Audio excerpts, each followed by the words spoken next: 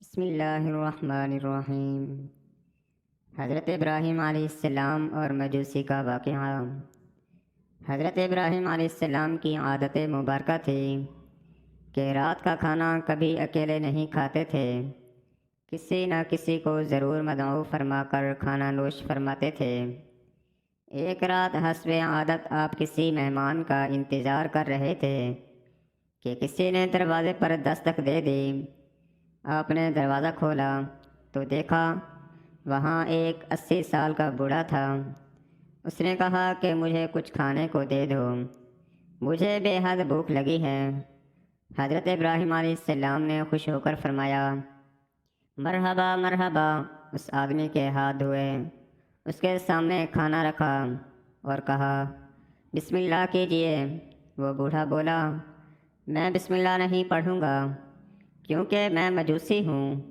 حضرت ابراہیم علیہ السلام نے غصے میں آ کر کہا، کھڑے ہو جاؤ، میں مجوسی کے ساتھ کھانا پسند نہیں کرتا۔ وہ بوڑھا چلا گیا۔ ادھر پلک جھپکتے ہی حضرت جبرائیل علیہ السلام آئے اور بولے، اللہ نے فرمایا ہے، اے ابراہیم علیہ السلام، منکر تو وہ میرا ہے، میں نے تو 80 سال میں کبھی بھی اس کا رزق نہیں روکا۔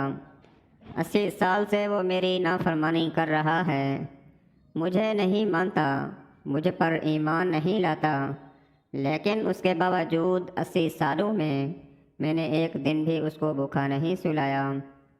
حضرت ابراہیم علیہ السلام یہ سنتے ہی اس مجوسی کے پیچھے دوڑے۔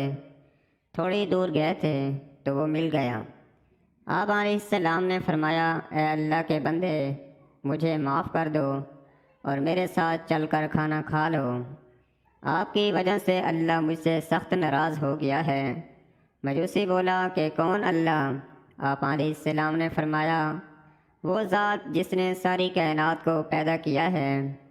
اللہ وہ ہے جس نے ہر شے کو تخلیق کیا اور خوبصورت شکل میں ڈالا۔ اللہ وہ ہے جو تمام مخلوقات کو رزق دیتا ہے، جس نے تجھے اور مجھے اب تک زندہ رکھا ہوا ہے۔ مجوسی حضرت ابراہیم علیہ السلام کی یہ بات سن کر رونے لگا اور بولا، کیا کہنے تیرے رب کے، اے اللہ کے بندے، تیرے رب تو اخلاق بہت اعلیٰ اور عظیم ہے، میں اتنے پیار کرنے والے عظیم رب پر ایمان لاتا ہوں۔ چنانچہ اس نے کلمہ پڑھا اور اللہ پر ایمان لے آیا۔ عزیز دوستو، ہمیں نفرت گناہگار سے نہیں بلکہ اس کے گناہ سے کرنا چاہیے۔